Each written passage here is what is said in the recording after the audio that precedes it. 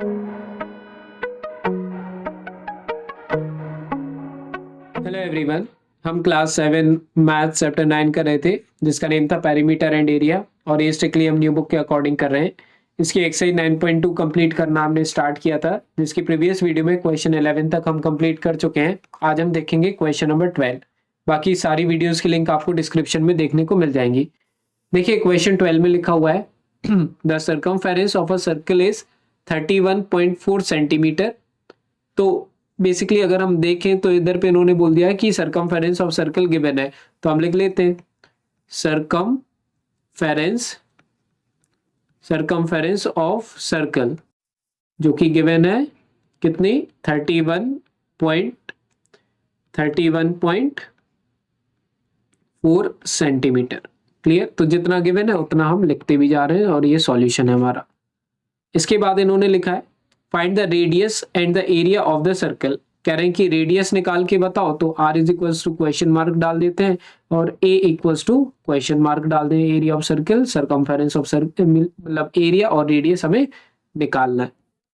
अब इन्होंने बोला कि टेक पाई इक्वल्स टू 3.14। कह रहे हैं कि पाई की वैल्यू आप 3.14 लीजिए। तो यहाँ पे इसको सॉल्व करने के लिए, एरिया निकालने के लिए हमें रेडियस की ऑब्वियसली बात है जरूरत पड़ेगी। तो हम सब जानते हैं कि सर्कमफेरेंस ऑफ सर्कल की वैल्यू क्या होती है। सर्कमफेरेंस ऑफ सर्कल की वैल्यू 2 पाई आर। तो मैं यहाँ पे क्या लिख दूंगा इसके नीचे 2 पाई आर। क्लियर, तो इसके नीचे सर्कमफेरेंस ऑफ सर्कल के नीचे मैंने लिख दिया 2 पाई आर, और ये 31.4 मैंने एज इट इज लिख दिया 31.4। क्लियर, ये एज इट इज। तो मैं इनको आगे बढ़ाता जा रहा हूँ। क्लियर, इसमें कोई भी डाउट रहे तो आप पूछ सकते हैं कमेंट सेक्शन में। अब इनकी वैल्यू पुट कर दो। देखो 2 की तो मैं 2 ही रख दूंगा, पाई की वैल्यू मैं रख दूंगा 3.14 क्योंकि क्वेश्चन में भी लिखा है कि पाई की वैल्यू 3.14 लीजिए। आर की वैल्यू तो मुझे निकालनी है और यहाँ पे 31.4 में एज इट इज लिख देता हूँ। अब इसके बाद आप ध्यान से देखिए, मुझे आर की वैल्यू चाहिए तो मुझे ये दोनों वैल्यू यहाँ से हटानी पड़ेंगी, जो कि मल्टीप्लाई में है, इक्वल्स टू के दूसरी साइड जाएंगी तो डिवाइड में हो जाएंगी। क्लियर, तो मैं यहाँ पे क्या करूंगा, आर इक्वल्स टू क्या आ जाएगा मेरा 31.4 अपॉन 2 मल्टीप्लाई बाय 3.14। क्लियर है।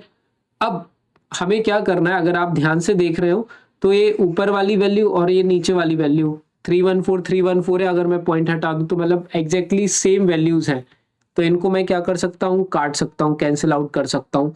लेकिन प्रॉब्लम ये है कि मुझे यहाँ पे पॉइंट दिख रहे हैं, तो पॉइंट को मैं कैसे डील करूंगा वो आप ध्यान से समझिए।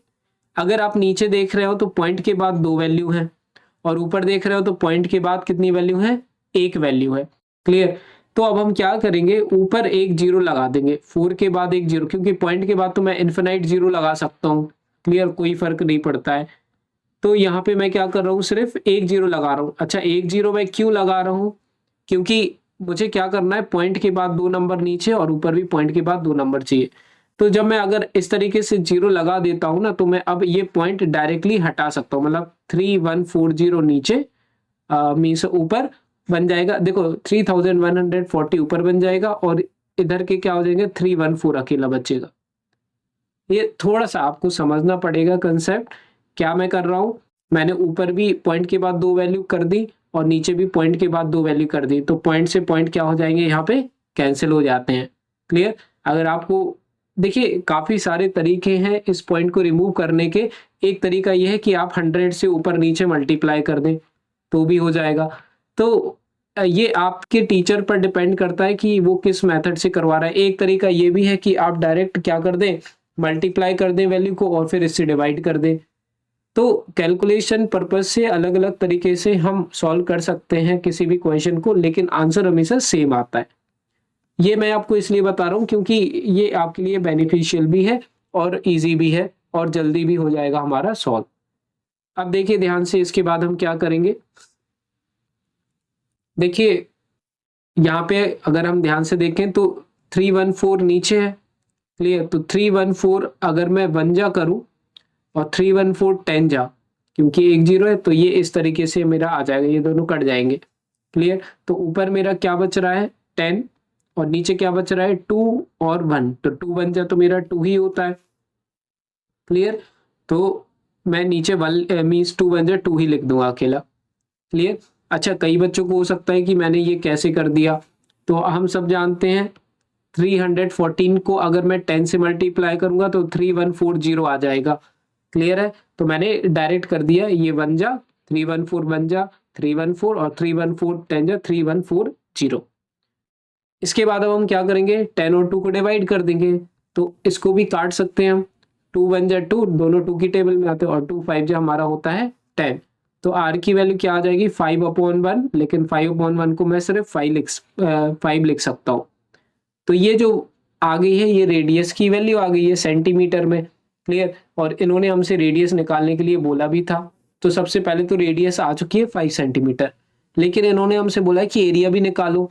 तो अब हम एरिया निकालते हैं। तो एरिया ऑफ सर्कल क्या होता है हमारा, एरिया ऑफ सर्कल होता है पाई आर स्क्वायर। पाई की वैल्यू उन्होंने बोली है 3.14 लेने के लिए, आर स्क्वायर मीन्स 5 × 5। आगे क्या करेंगे, 3.14 लिया, लेकिन 5 5 जो हमारा क्या होता है 25 होता है, ये तो हम सब जानते हैं, तो 25 कर दिया। अब हम क्या करेंगे, पॉइंट को हटा करके इन दोनों वैल्यू को मल्टीप्लाई करते हैं, फिर बाद में पॉइंट को देखेंगे कैसे क्या कर सकते हैं हम।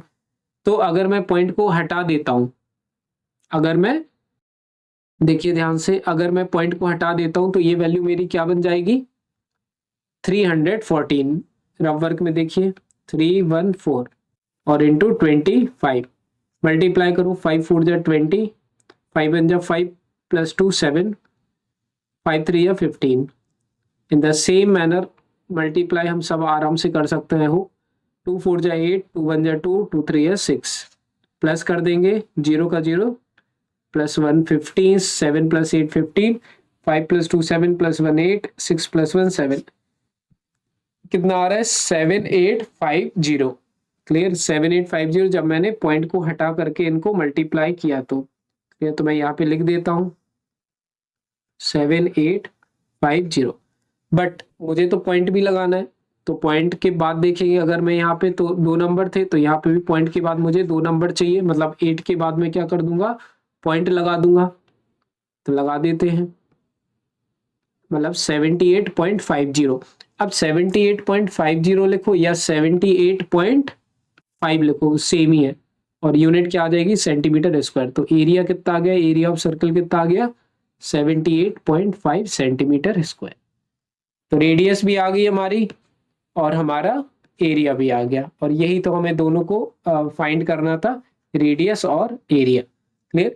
तो क्वेश्चन 12 हो चुका है बच्चों कंप्लीट। इसके बाद देखेंगे क्वेश्चन नंबर 13 नेक्स्ट वीडियो में। सारे वीडियोस की लिंक डिस्क्रिप्शन में देखने को मिल जाएगी। कोई भी डाउट रहे तो कमेंट सेक्शन में आप पूछ सकते हैं। तो मिलते हैं बच्चों नेक्स्ट वीडियो में। बाय।